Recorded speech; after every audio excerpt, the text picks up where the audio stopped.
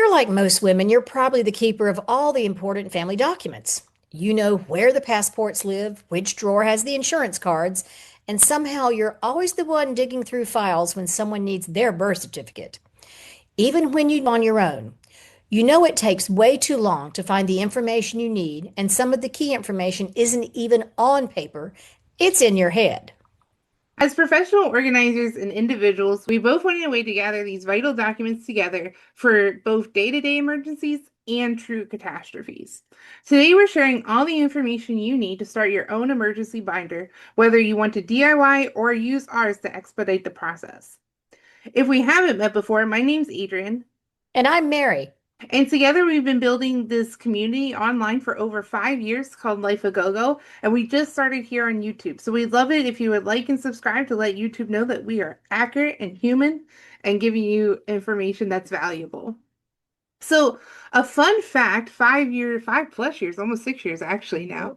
Our first meeting was actually Mary presenting her version of the emergency binder.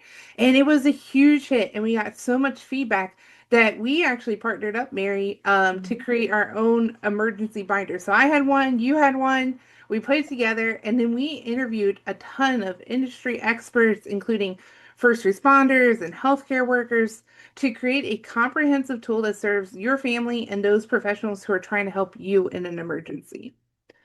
Our new emergency binder now not only has just worksheets that you fill out, but it has detailed information and guide pages so you know what to include on the forms, what to have in your go bag, how to secure your home, preparations for pet care, and so much more. It's almost 100 pages, but it's meant so that you can pull up the worksheet, see our notes on it, and then obviously throw our notes away and have just a perfect all together guide ready for you.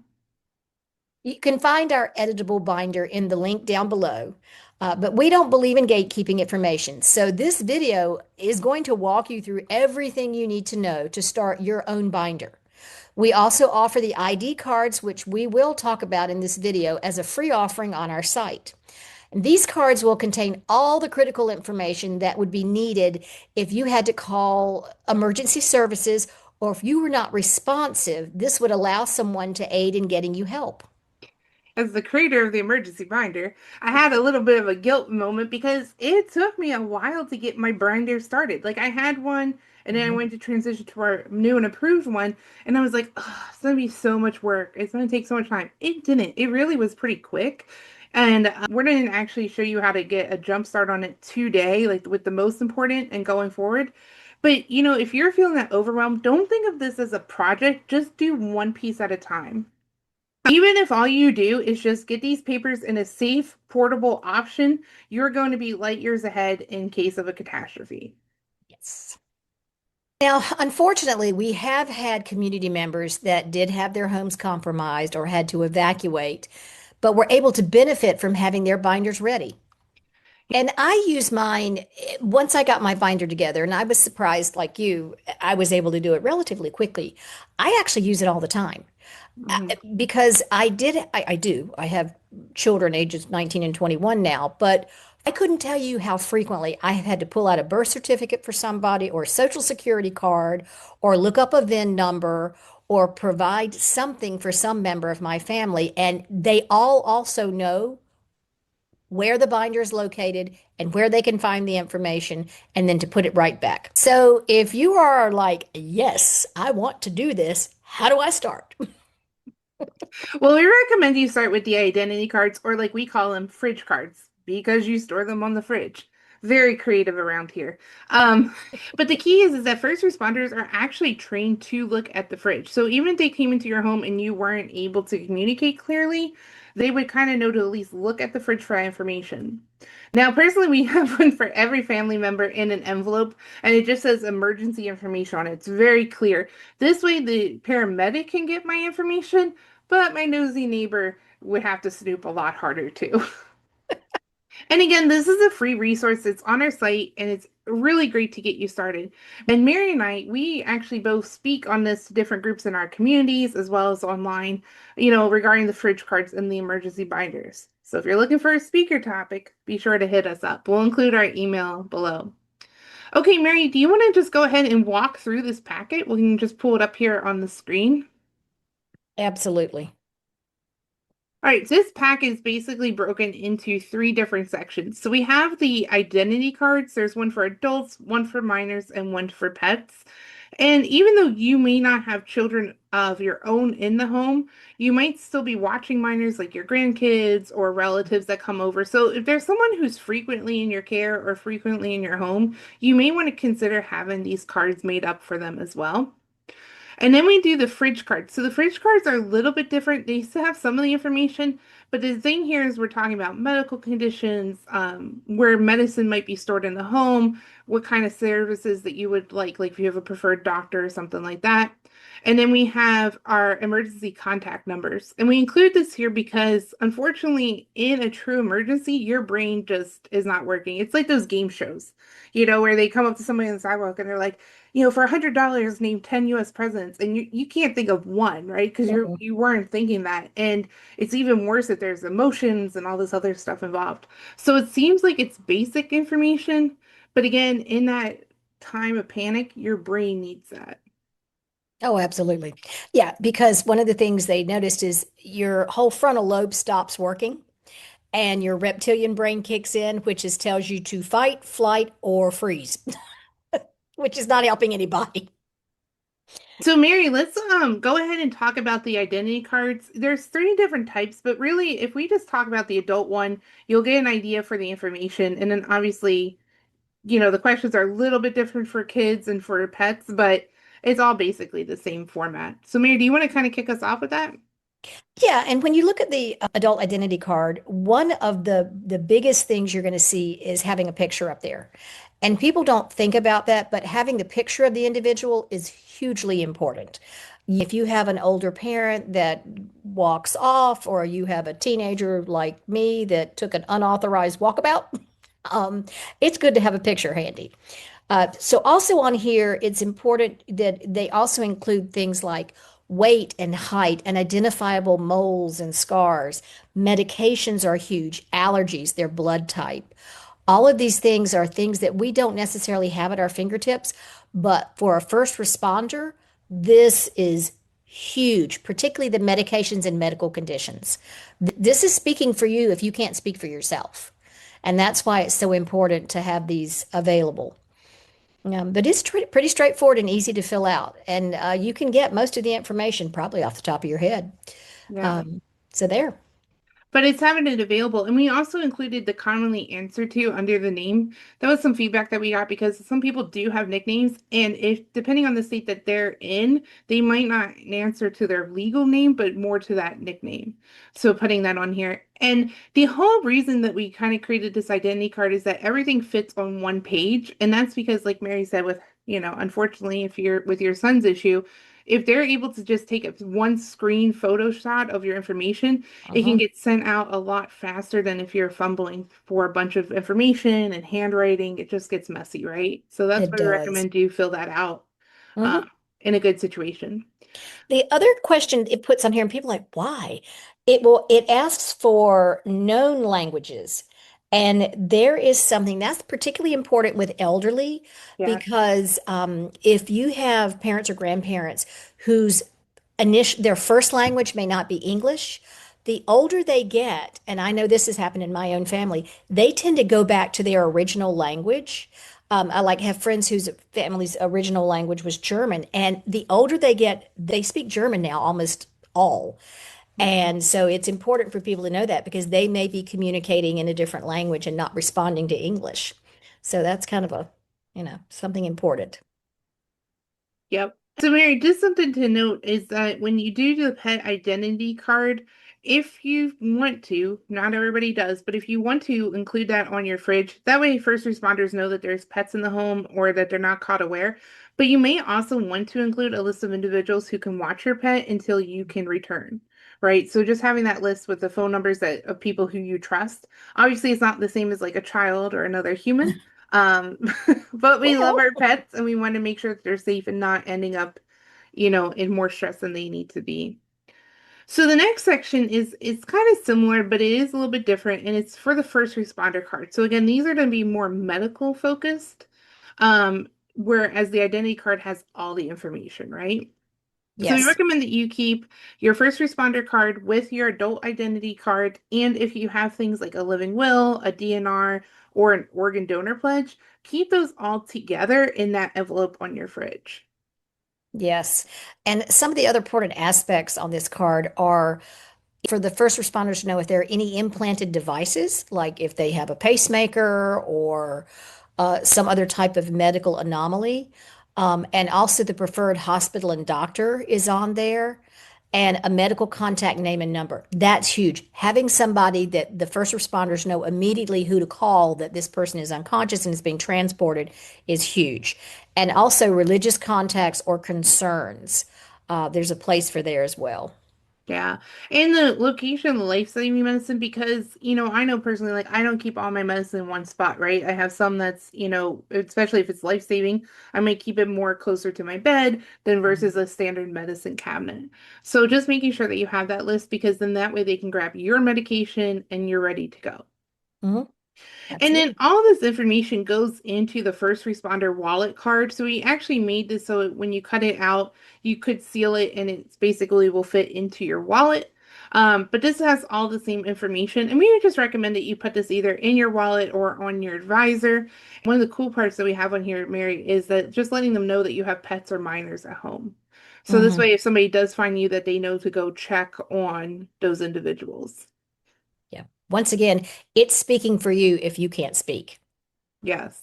And And that's then the final document, this again, it seems very basic, but this is just an emergency contact number. And I think initially we thought, oh, this would be great. Like if there was kids or something, they would know how to call. But honestly, I like it for myself, right? So we will Mhm. have in here the blanks underneath the different icons are so you can put your non-emergency numbers in there. So for your non-emergency for local police, firefighters or paramedics. But of course, if you think you're in danger, if you need the help, call 911, right? Oh, But absolutely. it's just nice to have some of these extra informations on here. And then we include up here, Mary, we have just giving them your name, your location, and the address, identifying the problem, and then how to get into the house or building.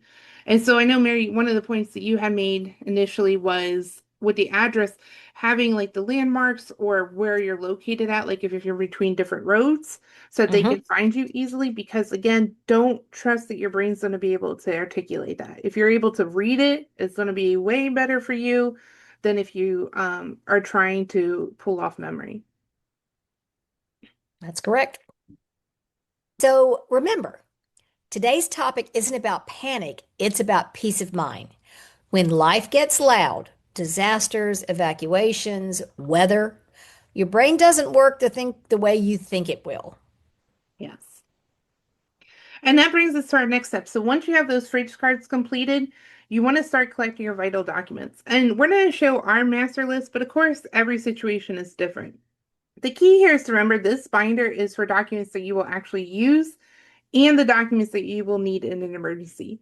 It shouldn't contain every single important paper that you own because, if in case of a real evacuation or something, you're gonna have to be able to carry this around, and we're not gonna be bench pressing our file cabinets, right?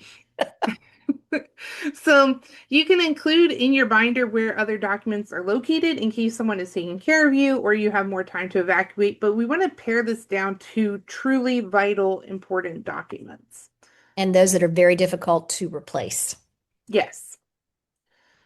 So let's walk through this and we're going to highlight some of the information that might not be as obvious to non-paper organizers. Yep, absolutely. You can see that the vital document master list is broken down into different categories. And the first one is personal documents. The reason why you need personal documents is it tells who you are, where you live, and who you have relationships with. Things like birth certificates, social security cards, passports, copy of the driver's license, copy of a utility bill, because that states where you live, maybe your VIN, copies of your VIN and car registrations. Yeah. And Mary, you mentioned the utility bill, but that's actually really important to get some of the emergency services. Yes, when there's a disaster, whether you've had to, usually when you've had to evacuate, like due to a hurricane when I lived on the coast, or fires when I lived out in California. You can't get back in without a driver's license and usually a utility card because your driver's license may or may not have your correct address, but the utility bill in your name shows that you are connected with that specific address. And they have to be so careful who they let back in for liability reasons and also security reasons. Unfortunately, there are mean people in this world that take advantage of disasters, and they are going to try everything they can to get in there to loot and steal. And that's why the first responders try to be very careful about who they're letting back in after a disaster. So it's Yeah. important you have that. And then the next section is medical documents.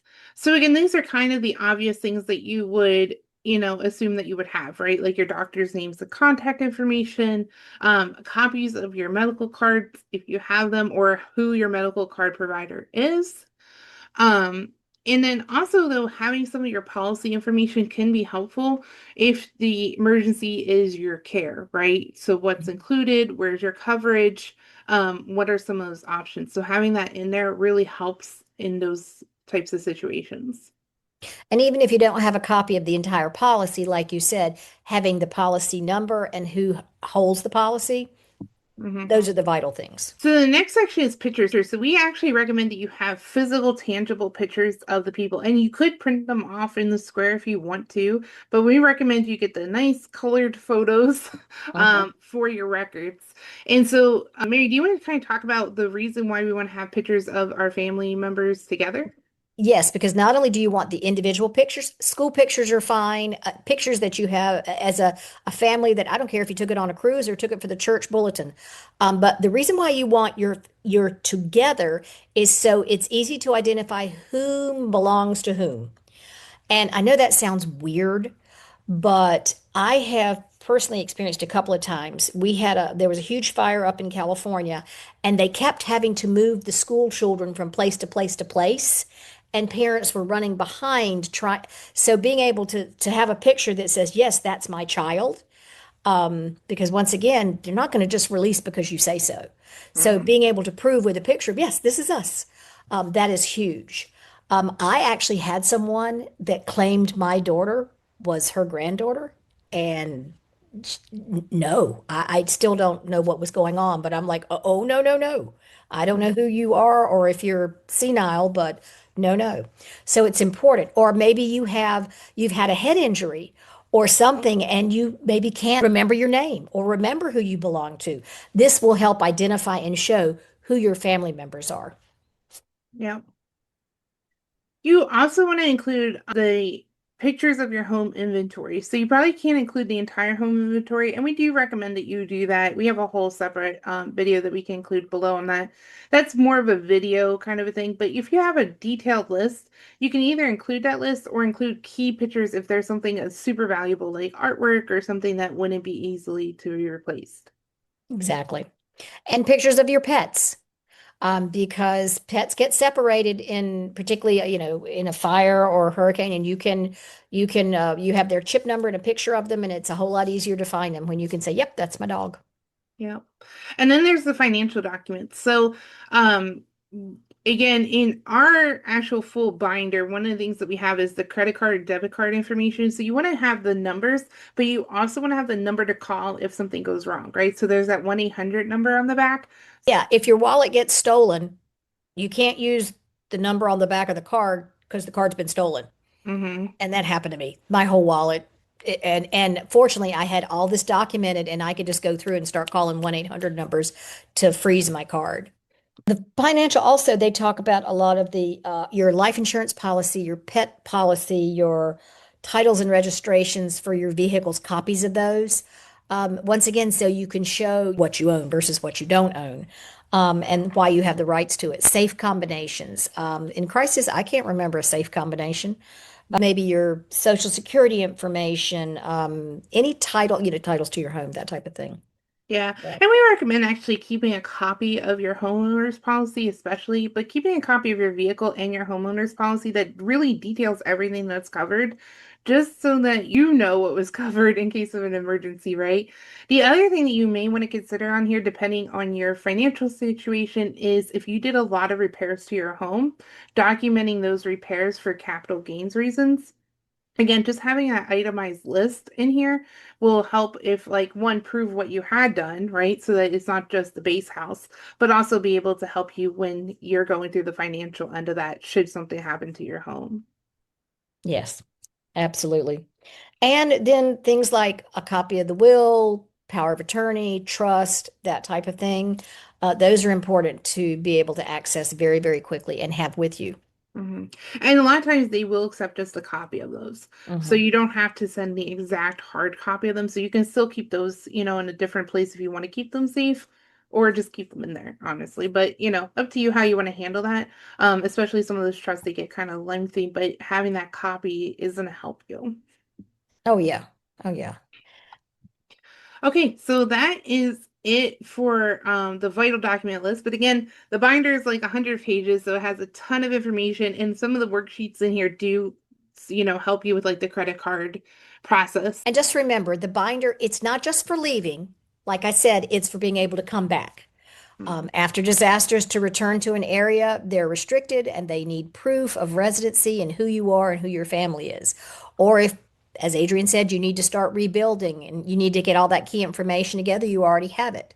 Now, we do recommend you have a copy in a different location or possibly a virtual backup, but you can't depend on your phone or the cloud.